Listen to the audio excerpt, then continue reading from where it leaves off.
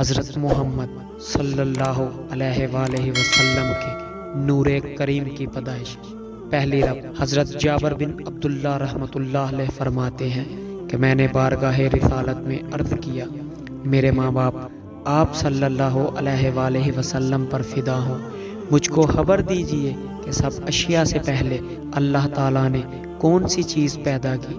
آپ صلی اللہ علیہ وآلہ وسلم نے فرمایا، اے جابر، اللہ تعالیٰ نے تمام اشیاء سے پہلے تیرے نبی کا نور اپنے نور سے پیدا کیا، پھر وہ نور قدرت الہی سے جہاں اللہ تعالیٰ کو منظور ہوا سیر کرتا، اور اس وقت نہ لوح تھی نہ قلم تھا، نہ بہشت تھی نہ دوزخ تھی، اور نہ فرشتہ تھا اور نہ آسمان تھا، اور نہ زمین تھی اور نہ سورج تھا، اور نہ چاند تھا اور نہ جن تھا، اور نہ انسان تھا۔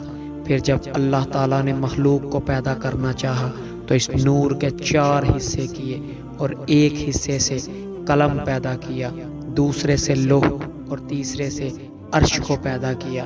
دوسری روایت حضرت ارباز بن ساریہ رضی اللہ تعالیٰ عنہ سے روایت ہے کہ نبی کریم صلی اللہ علیہ وآلہ وسلم نے ارشاد فرمایا کہ بے شک میں حق تعالیٰ کے نزدیک خاتم النبیین ہو چکا تھا، اور حضرت آدم علیہ السلام ہنوز اپنے خمیر ہی میں پڑے تھے، یعنی ان کا پتلا بھی تیار نہ ہوا تھا۔ تیسری روایت حضرت ابو ہریرہ رضی اللہ تعالیٰ عنہ سے روایت ہے کہ صحابہ کرام نے پوچھا، یا رسول اللہ، آپ کے لیے نبوت کس وقت ثابت ہو چکی تھی؟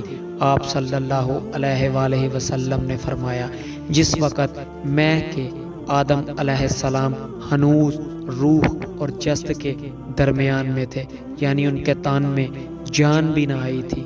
چوتھی روایت شبی رحمہ اللہ سے روایت ہے کہ ایک شخص نے عرض کیا، یا رسول اللہ، آپ کب نبی بنائے گے؟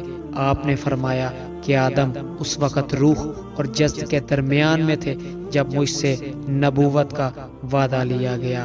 پانچویں روایت احکام ابن القطان رحمۃ اللہ علیہ میں ان سے روایت ہے کہ جو ابن مردوق رحمۃ اللہ علیہ نے ذکر کی ہیں۔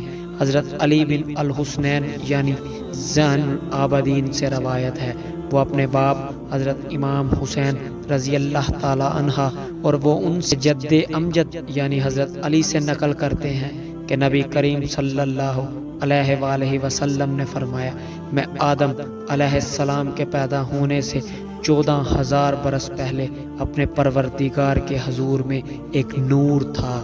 سبحان اللہ۔ ایسی مزید ویڈیو دیکھنے کے لیے ہمارے چینل کو سبسکرائب کریں۔ جزاک اللہ۔